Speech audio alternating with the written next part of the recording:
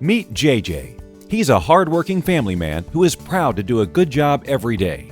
His motto is work hard, play hard. One day, JJ is at his daily work meeting when one of the operators reports a problem that is creating issues with their normal operations. JJ takes a look into the problem, and a third-party engineering company suggested that they replace the problematic part with one that has better specifications. The operator made the changes JJ authorized. However, to take advantage of downtime, he decided to change the nuts, bolts, gasket on a flange that was in bad condition using spare parts he had on the platform. After 2 weeks of operation during the crew change meeting, it comes to light that additional replacements were made by the operator that weren't authorized. Ron asks, "Where is the MOC?" One of the operators tells Ron that they didn't need an MOC because they replaced the gasket with one they had on the facility, and so the problem was fixed. There's no need for more paperwork when the problem is solved, right? Ron explains that they do need an MOC because the material composition of the gasket wasn't verified for compatibility with the flange. Additionally, this change was not covered by the original MOC.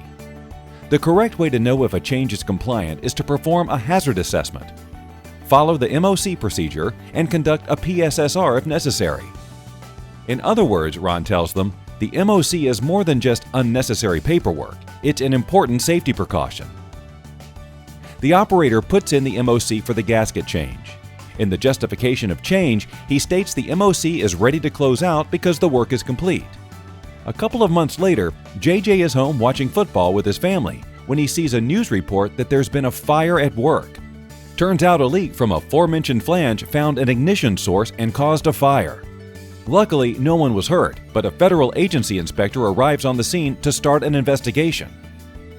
One conclusion of the investigation is that the MOC procedure wasn't followed properly, and changes outside the scope of the original MOC were made. Remember, they filled out the MOC after replacing the gasket, and the risks were not properly identified.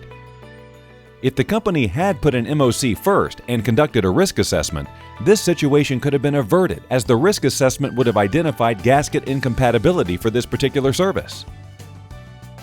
JJ takes an MOC training class where he discovers just how important an MOC is.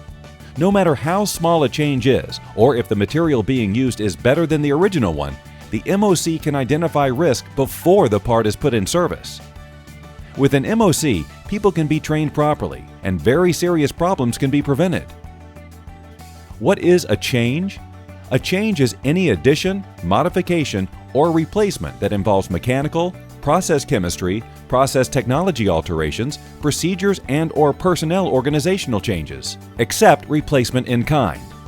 Why do we need an MOC? Because it is required by federal law, BSEE and OSHA. It is required by our company, any MOC policy and procedure. Minor changes can result in major disruptions from safety, environment, and business perspectives. MOC can save lives. As JJ sits with his family, he thinks of his second family, the good people he spends so much time with at work. He now understands that the MOC process is much more than paperwork and that it can actually save a life.